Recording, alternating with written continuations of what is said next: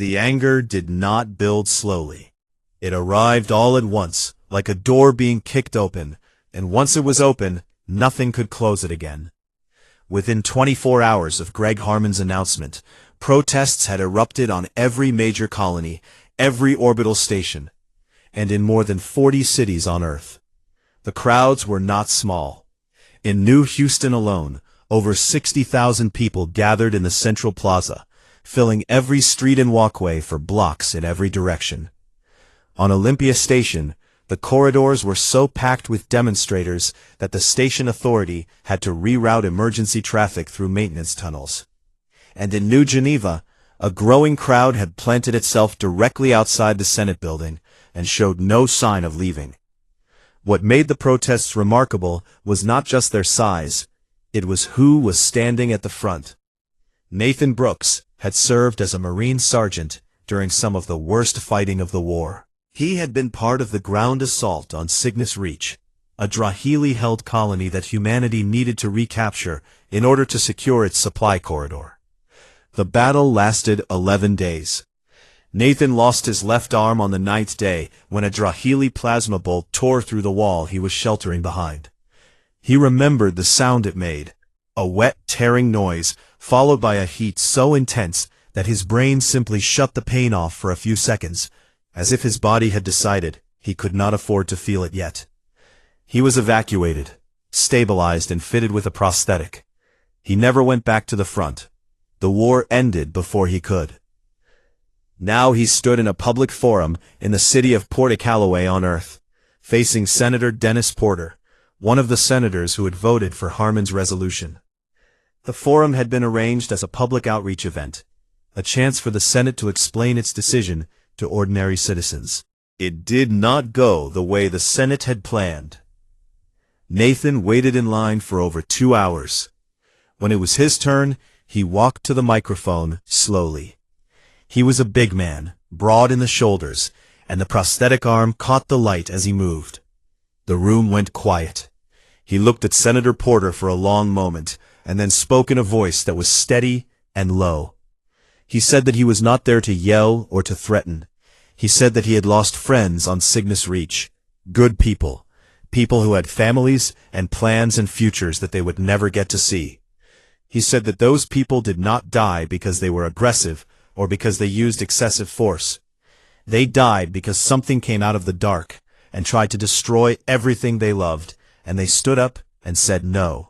He asked the senator, very quietly, to explain to him why the government was now telling those people, and the families they left behind, that what they did was something to apologize for.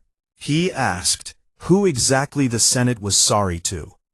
And he asked if the senator had ever stood in the dark, bleeding, wondering if he was going to see morning, and then been told afterward that he should feel guilty for surviving.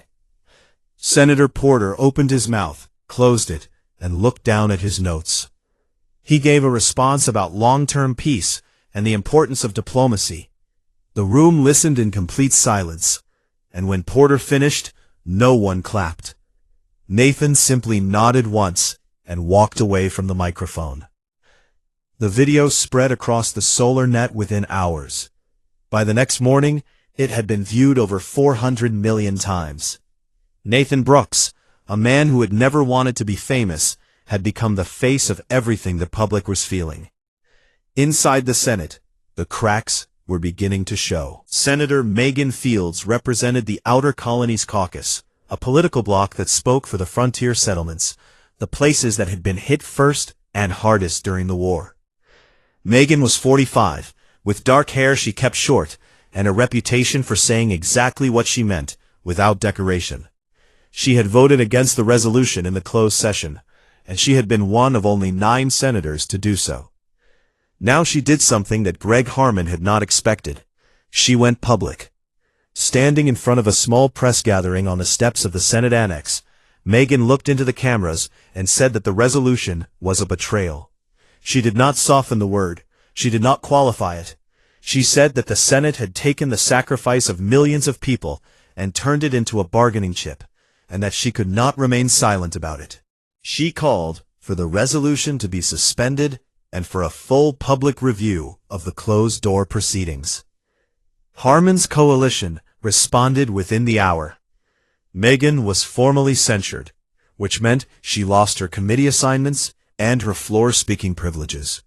It was a political punishment designed to isolate her, and it might have worked in normal times. But these were not normal times. Her censure only made her more popular. Within a week, 3 other senators had publicly aligned themselves with her position, and the Outer Colonies Caucus had begun organizing a formal challenge to Harmon's leadership. On the military side, things were even more tense.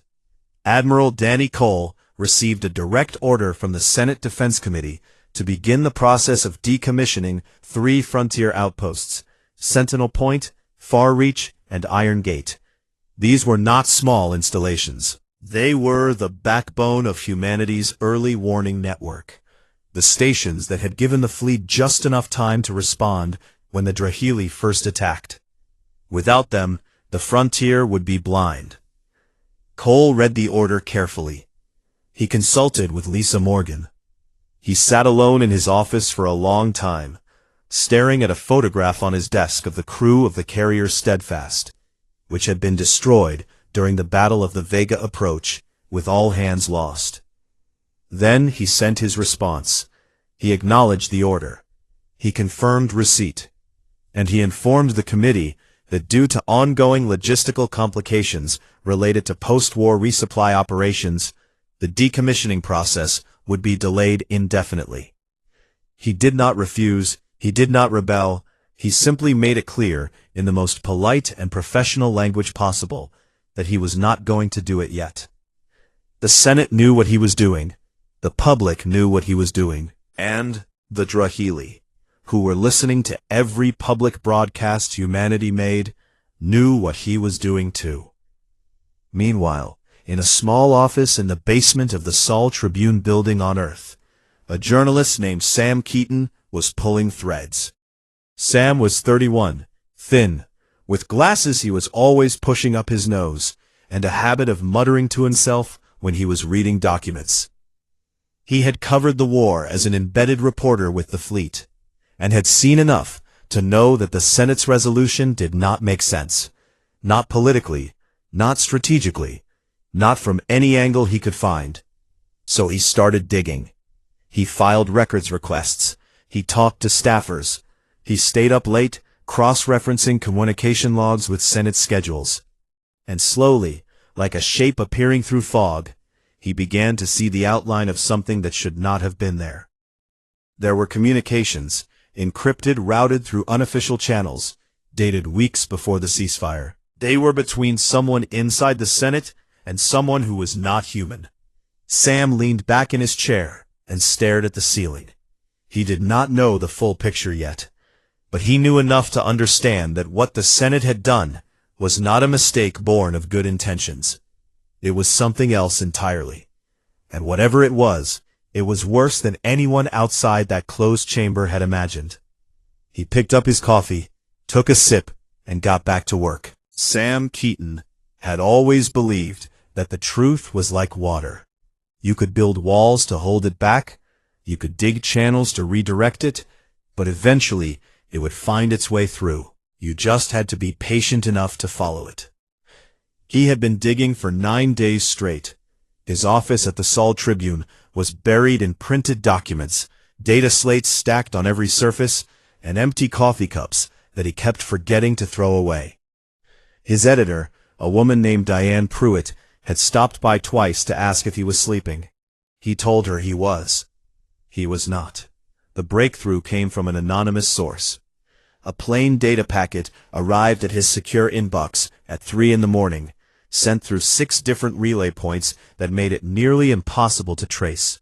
Inside were copies of internal Senate communications, encrypted messages that had been routed through unofficial diplomatic channels. The encryption had already been broken by whoever sent them. All Sam had to do was read, and when he read them, his hands went cold. The messages spanned a period of 5 weeks, beginning well before the Drahili ceasefire. They were between Greg Harmon's office, Senator Paul Greer, the chair of the Senate Intelligence Committee, and a Drahili diplomatic contact identified only by a code designation. The exchanges were careful and formal, written in the kind of language that politicians use when they know the words might someday be read by someone they did not intend to see them. But the meaning was clear. The Drahili had not retreated because they were losing. They were losing, yes. Humanity had hurt them badly. But their fleet was still enormous, their industrial capacities still intact, and they had reinforcements staged in the Vega expanse that had never entered the fight. The war would have been longer and bloodier. But they had the numbers to continue. Instead, they had offered a deal. The terms were laid out in the third message. The Drahili would withdraw all forces from human space immediately. They would broadcast a ceasefire on every frequency. They would allow humanity to claim the victory publicly. In exchange, the Senate would agree to 3 conditions. The first was the dismantling of the frontier outposts and the reduction of the active fleet, the very provisions that Harmon had announced. The second was the ceding of diplomatic authority over 3 contested star systems near the edge of human space. Systems rich in rare minerals that both species had been eyeing before the war. The third was the public framing of the conflict as a misunderstanding, rather than an invasion, which would prevent humanity from building lasting alliances based on the shared threat the Drahili represented. Their reasoning, as laid out in the messages to each other, was straightforward. The war was costing lives every day it continued. The Drahili were offering to stop the killing immediately. Yes, the terms were uncomfortable. Yes, the military would object. But the senators believed they were making the hard choice that leaders were supposed to make, trading pride for peace, giving up a little to save a lot. What they did not see, or chose not to see, was what the Drahili were actually doing. Sam found the answer in a separate set of intelligence reports that had been filed with the Senate Intelligence Committee and marked as received, but never distributed to the full Senate. These reports, compiled by military intelligence officers and civilian analysts, painted a very different picture of the Drahili withdrawal. The alien fleet had not gone home. Deep in the Vega expanse, beyond the range of humanity's current sensor network, the Drahili were consolidating their forces, repairing damaged ships, and most critically, building new ones at an accelerated rate. The reports estimated that within 7 to 10 years, the Drahili would have a fleet twice the size of the one they had just withdrawn. And by that time, if the Senate's resolution was fully implemented, humanity's fleet would be less than half of what it was today. The frontier outposts would be gone. The early warning systems would be dark. And the 3 contested star systems, with their rare mineral deposits, would be fueling the Drahili war machine instead of humanity's. The retreat was not a surrender. It was an investment. The Drahili were trading a short-term loss for a long-term victory, and they had found willing partners inside the very government that was supposed to protect the human race. Sam sat in his chair for a long time after he finished reading. The office was quiet. The lights hummed overhead. He thought about the people he had met during the war, the crew members, the medics, the soldiers who had fought in the corridors of burning stations. He thought about the faces he had seen in the protests, the anger and the pain and the confusion. They had known something was wrong. They had felt it in their bones. And now he had the proof. He called Diane Pruitt at 5 in the morning. She answered on the second ring because she was the kind of editor who always answered. He told her what he had found. There was a long silence on the other end. Then she said 2 words, "Write it." But Sam was not the only one who had found the truth. Commander Lisa Morgan had been running her own investigation through military intelligence channels. She had contacts in signals intelligence, officers who had spent the war intercepting and decoding Drahili communications. When she asked them to look at the Drahili fleet movements after the ceasefire, what they found matched exactly what the suppressed Senate reports described. The Drahili were not going home. They were regrouping. And they were doing it in a part of space that humanity would no longer be able to monitor once the frontier outposts were dismantled. Lisa brought everything to Admiral Danny Cole on a Wednesday evening. She found him in his quarters aboard the flagship, sitting at his desk, reading the decommissioning orders he had been delaying for weeks. She placed the intelligence files in front of him and stood back while he read. Cole was not a man who showed his emotions easily. But Lisa had served with him long enough to read the small signs, the tightening of his jaw, the way his fingers pressed flat against the desk, the slow exhale through his nose when he reached the final page. He looked up at her and asked her how certain she was. She told him that she was as certain as it was possible to be. The data was solid. The Drahili were coming back. It was not a question of if, it was a question of when. Cole stood up and walked to the viewport. Outside, the stars were scattered across the black like broken glass. He stood there for a long time, and Lisa did not interrupt him, because she knew what he was thinking. He was an officer of the United Earth Navy. His entire career had been built on the principle that the military served the civilian government, not the other way around. He had followed orders his whole life, even orders he did not agree with, because that was the foundation that held everything together. But this was different. This was not a disagreement about strategy or budget or policy. This was a government that had been tricked into disarming its own people, and the enemy was counting on the military's obedience to make sure the trick worked. He turned back to Lisa and told her to secure the intelligence files and prepare a briefing package. He said he was going to need it soon. He did not say what he was planning to do, because he had not fully decided yet. But the look in his eyes told Lisa that the man standing in front of her was no longer just a soldier following orders. He was something more dangerous, a man who had been given a reason to act. On the political side, Senator Megan Fields had been in contact with Sam Keaton through a secure intermediary. When she learned the full scope of what the journalist had uncovered, she immediately began reaching out to allied senators. She needed numbers. The Senate rules required a specific threshold to call a vote of no confidence against the majority leader, and Harmon's coalition still held the majority. But the ground was shifting. Every day, more senators were hearing from their constituents. Every day, the protests grew. And now, with the truth about to become public, the political calculation was changing fast.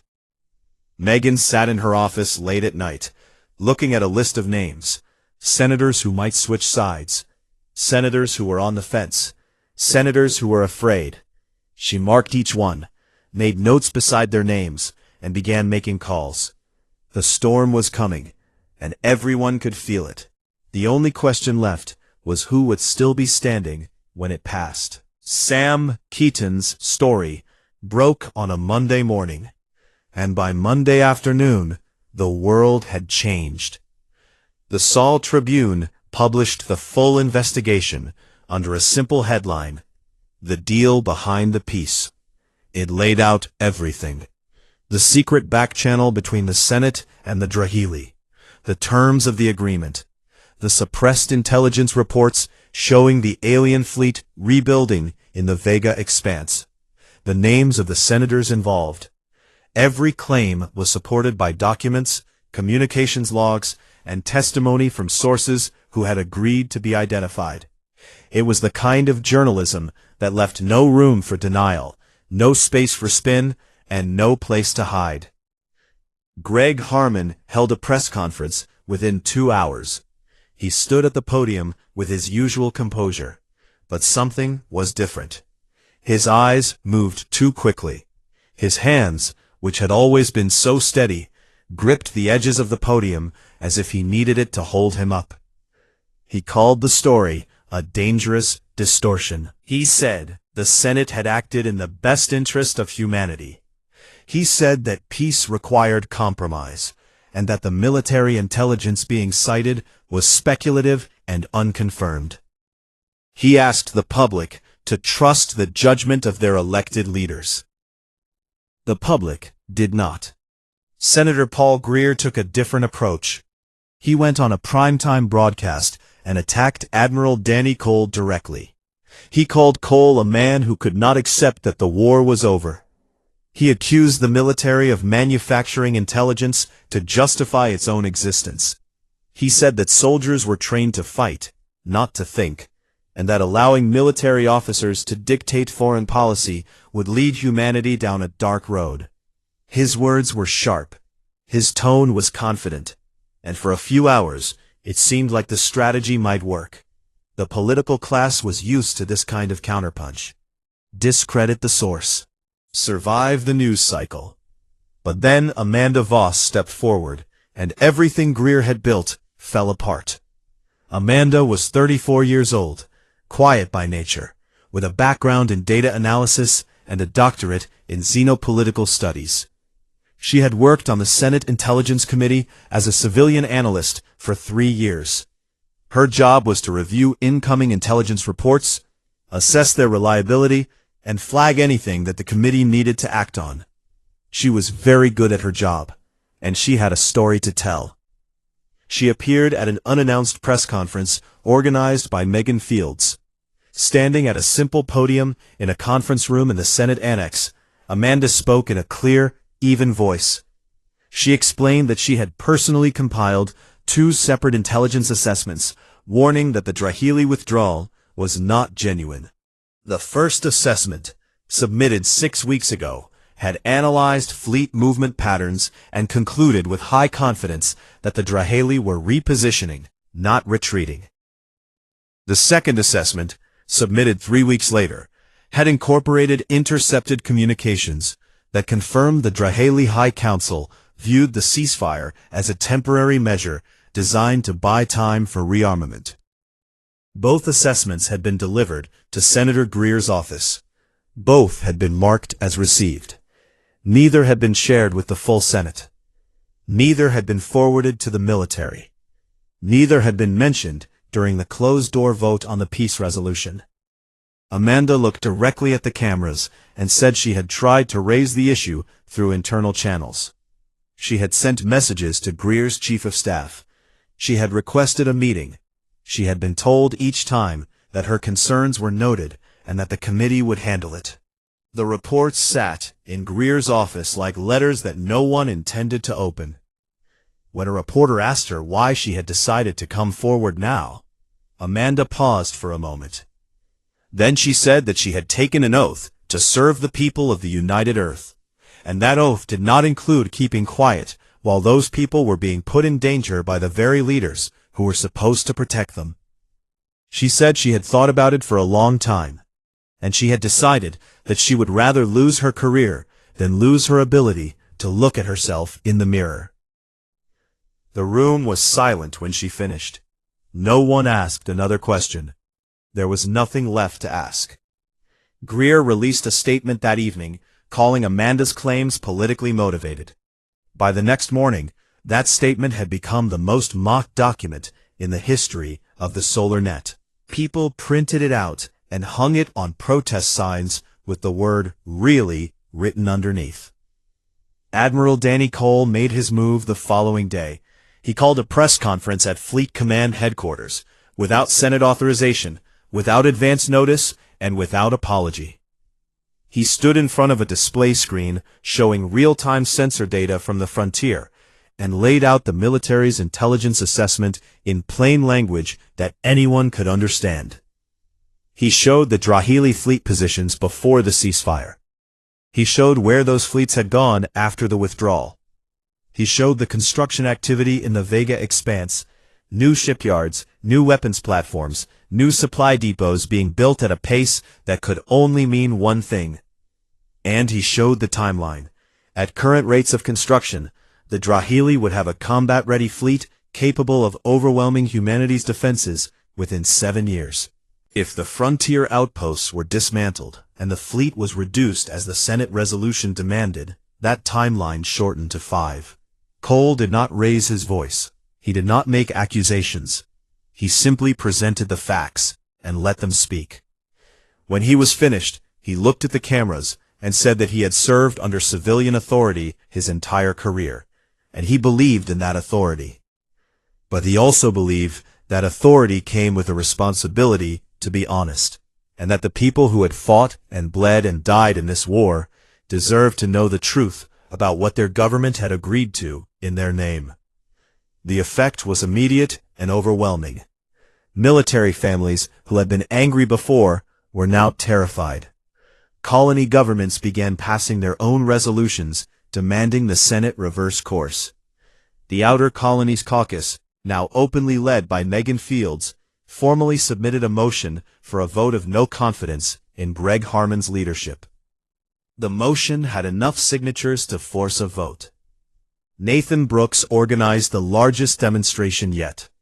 He called it the March for Remembrance, and he asked every veteran, every military family, and every citizen who cared about the future to come to New Geneva and stand in front of the Senate building. Over 200,000 people came. They filled the Grand Plaza and spilled into the surrounding streets. They carried no weapons. They made no threats. They stood in orderly rows, many of them wearing the patches and insignia of units they had served in, and they waited. Nathan stood at the front. His prosthetic arm was visible, and he made no effort to hide it. A reporter asked him what he wanted the Senate to see when they looked out their windows. Nathan thought about it for a second, and then said he wanted them to see the people they had forgotten about.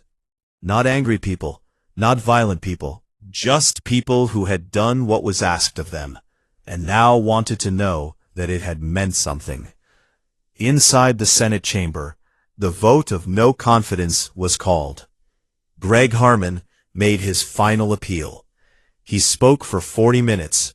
He talked about peace, about the cost of war, about the responsibility of leaders to make difficult choices that the public might not understand.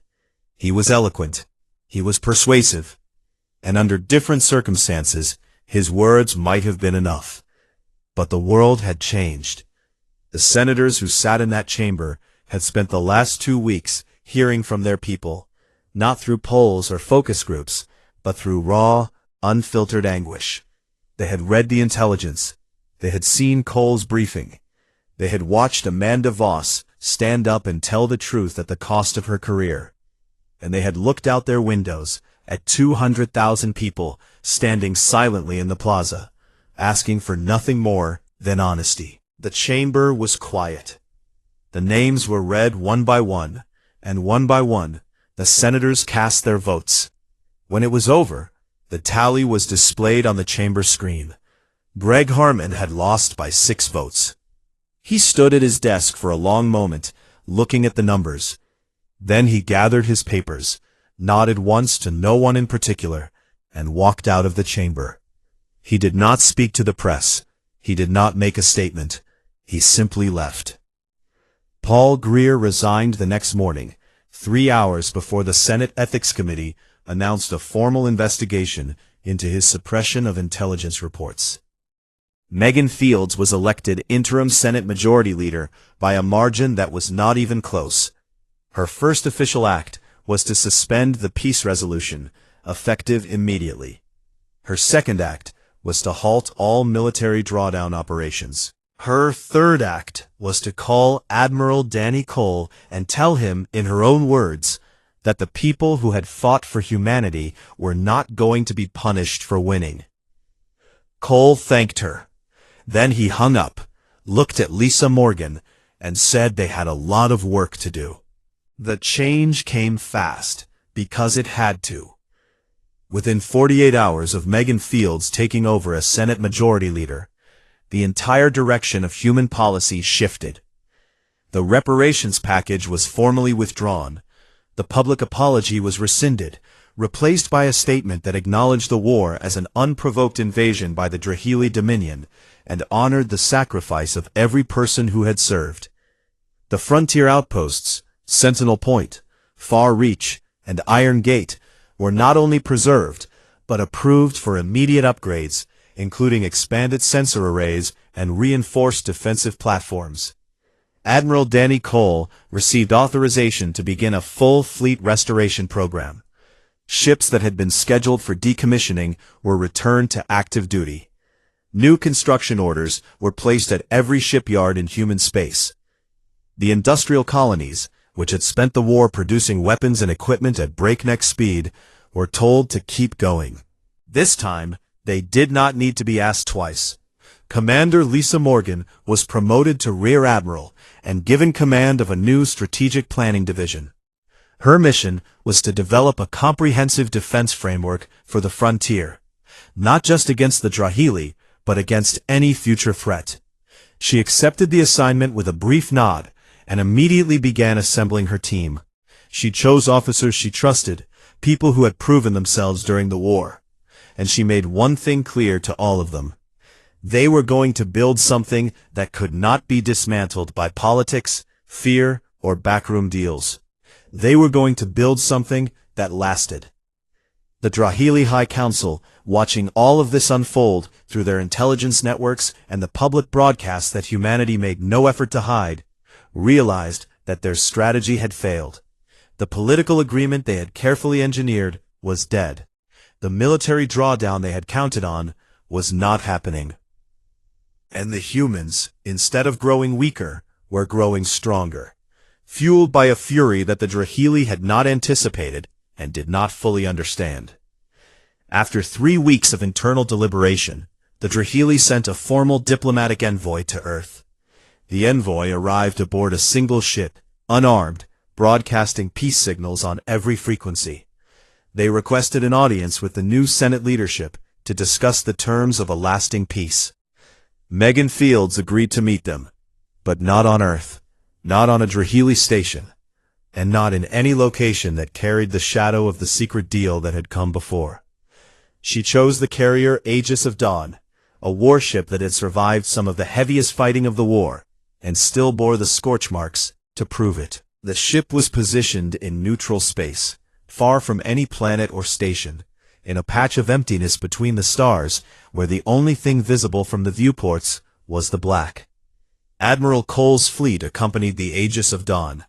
12 capital ships and their escorts formed a loose perimeter around the meeting point. They were not there to threaten. They were not there to intimidate.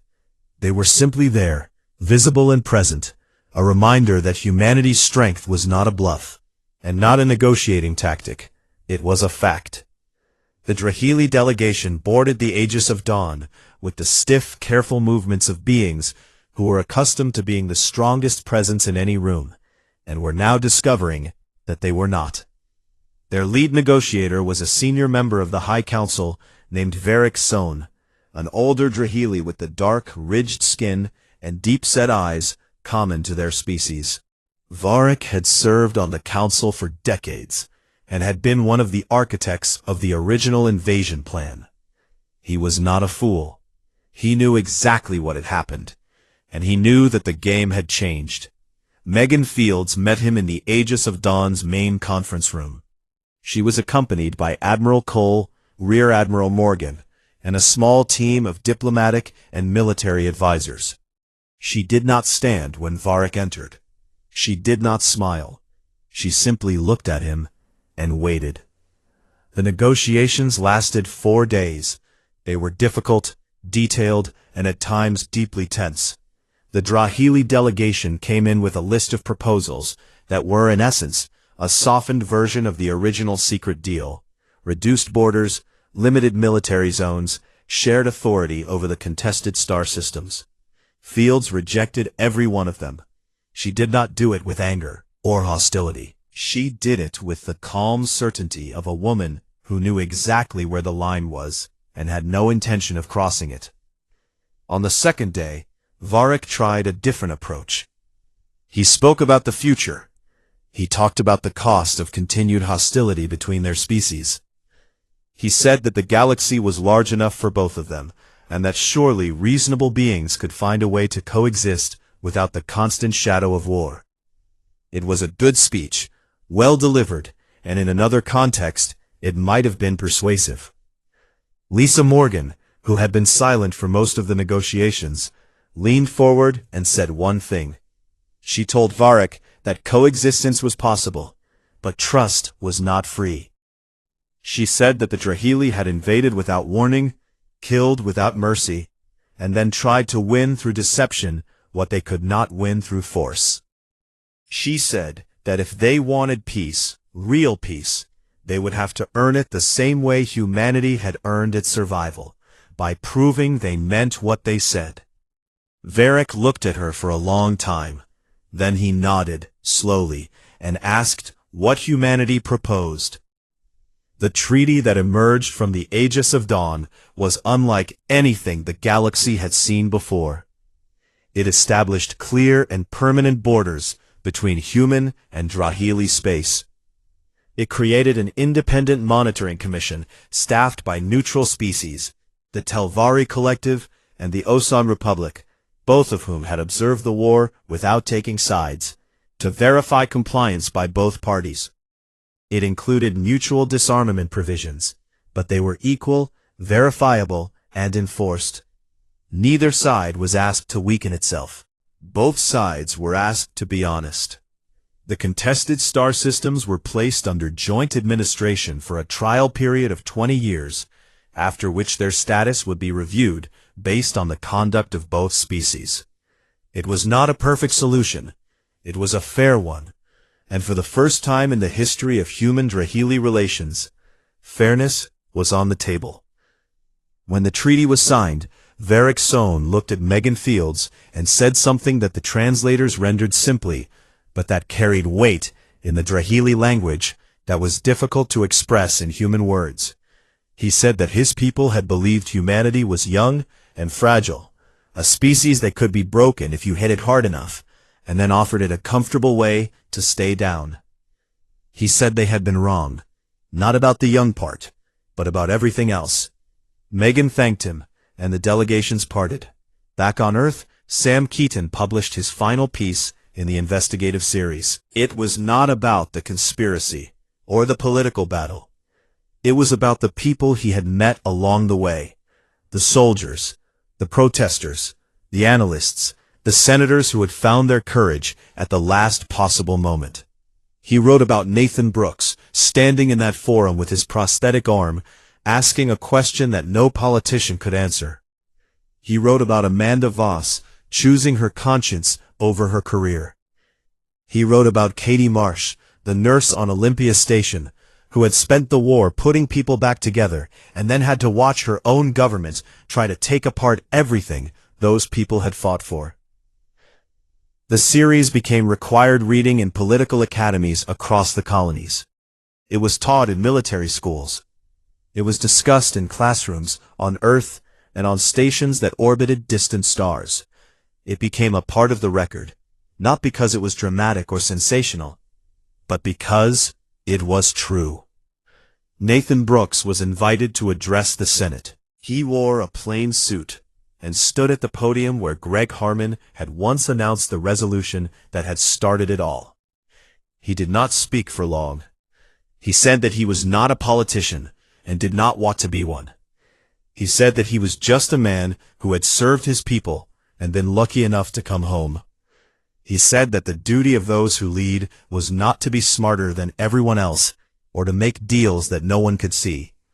The duty of those who lead was to be worthy of the people who trusted them. He said that humanity had not survived the war because of any single person or any single decision. They survived because when the worst came, ordinary people refused to accept it. And that was something no treaty, no deal, and no politician could ever take away. The Senate chamber was quiet when he finished. Then, one by one, the senators rose to their feet. Not because they had to, but because they wanted to. The applause was not loud. It did not need to be.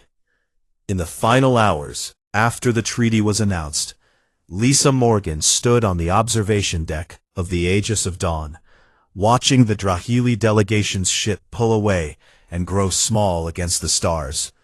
The ship's running lights blinked twice, a Drahili gesture of respect, and then it was gone, swallowed by the distance and the dark. Danny Cole walked up beside her. He stood with his hands behind his back, the way he always did when he was thinking. For a while, neither of them said anything. The stars stretched out in front of them, vast and silent and impossibly old. Cole spoke first. He said that the hardest part of the whole thing was not the war. It was not the fighting or the dying or the fear that kept him awake at night. The hardest part was afterward, when they had to fight the lie that peace could be bought by pretending to be less than what they were. He said that was a war he never thought he would have to fight, and it was the one that scared him the most. Lisa looked at him and nodded. She said that humanity did not survive because they were the strongest species in the galaxy. They were not. They did not survive because they were the smartest, or the luckiest, or the most advanced. They survived because of something simpler than all of that. They survived because when everything was taken from them, when they were pushed to the edge and told to kneel, they looked up and said no. Not with anger, not with hate, just with the quiet, stubborn certainty that they were worth more than what was being offered, and that they would rather stand in the fire than crawl out of it on their knees. Cole smiled, just a little. It was the first time Lisa had seen him smile in months. They stood there together on the observation deck, two people who had carried the weight of a species on their shoulders, and somehow had not broken. Outside the viewport, the stars burned on, steady and ancient, indifferent to the small creatures who lived and fought and loved among them. But those small creatures had done something remarkable. They had made themselves impossible to ignore, and the galaxy, whether it liked it or not, would never forget it. The war had lasted 18 months. 18 months of fire, death, and the kind of fear that crawled into the bones of every living human being. The Drahili Dominion had come without warning, pouring through the Orion Corridor with a fleet so vast that the first colony to see them thought the stars themselves had gone dark. They burned through 3 outer colonies in the first week. They destroyed supply lines, shattered defense stations, and sent a message to Earth that was only 4 words long: surrender or be erased. Humanity did not surrender. Admiral Danny Cole had been stationed at Far Reach Command when the invasion began. He was 53 years old, born in a small town in Virginia, and had spent his entire adult life in the United Earth Navy. He was not a man who gave speeches or inspired people with grand words. He was quiet, careful, and precise. When the first reports came in, he did not panic. He sat down, read every piece of intelligence available, and then called his senior officers into the war room. He told them 3 things. The enemy was large, the enemy was fast, and the enemy had made a mistake by thinking that size and speed were enough to break the human race. Commander Lisa Morgan was the one who designed the plan that turned the war around. She was younger than Cole, only 38, with sharp eyes and a mind that could see patterns in chaos, the way most people saw shapes in clouds. She had studied the Drahili fleet movements for weeks, sleeping no more than 3 hours a night, living on coffee and stubbornness. She noticed something that no one else had caught. The Drahili moved in rigid formations. Their supply ships followed predictable routes. Their communication relays were clustered in groups, and if you knocked out even 2 of them, entire battle groups would silent for hours. She brought the plan to Cole on a Tuesday morning. He read it twice, looked at her, and approved it without a single change. The counteroffensive began 3 days later. Human ships, smaller and fewer, slipped through the gaps in the Drahili formations like water through cracks in a wall. They hit the supply chains first, then the communication relays. Then, when the Drahili battle groups were blind and starving, the main fleet struck hard and fast. It was not clean. It was not easy. Thousands of men and women died in those final battles. Ships broke apart in the silence of space, and the people inside them never made a sound that anyone could hear. But slowly, system by system, the Drahili were pushed back. They fought hard because they were not cowards, but they had never faced anything like this before. Every time they thought they had humanity figured out, the humans changed. They found new ways to hurt, new ways to survive, and new ways to refuse. When the Drahili High Council finally sent the retreat signal, the war was over. Their fleets pulled back beyond the Orion Corridor, and a ceasefire transmission was broadcast on every known frequency. The message was simple. The Dominion was withdrawing. Hostilities would end immediately. They requested formal peace talks at the earliest opportunity. The reaction across human space was unlike anything anyone had ever seen. On Earth, people poured into the streets. On the colonies, workers stopped what they were doing and wept openly. Soldiers on the front lines sat down where they were, some of them still holding weapons, and just breathed. For the first time in 18 months, they breathed without wondering if it would be their last. Danny Cole stood on the bridge of his flagship and watched the Drahili fleet disappear from the long-range sensors, one blip at a time. Lisa Morgan stood beside him. Neither of them spoke for a long time. There was nothing to say that the silence did not already hold. But the silence did not last. 12 hours after the ceasefire was confirmed, the United Earth Senate called an emergency session. Senate Majority Leader Greg Harmon, a tall man with gray hair and a calm voice that had made him one of the most effective politicians of his generation, ordered the chamber sealed. No journalists were allowed in. No military advisors were invited. No public broadcast was permitted.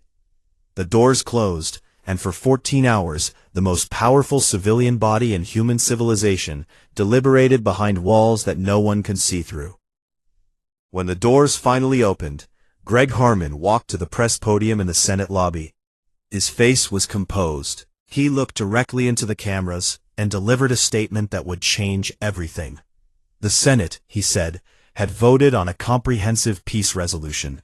In the interest of long-term stability and galactic cooperation, the resolution included several key provisions. First, humanity would offer formal reparations to the Drahili Dominion to compensate for losses sustained during the conflict. Second, the Senate would issue a public apology for what Harmon called the use of excessive and disproportionate force during the final stages of the war. Third, 3 key military outposts along the frontier would be dismantled as a gesture of good faith. And fourth, the active fleet would be reduced by 40% over the next 2 years.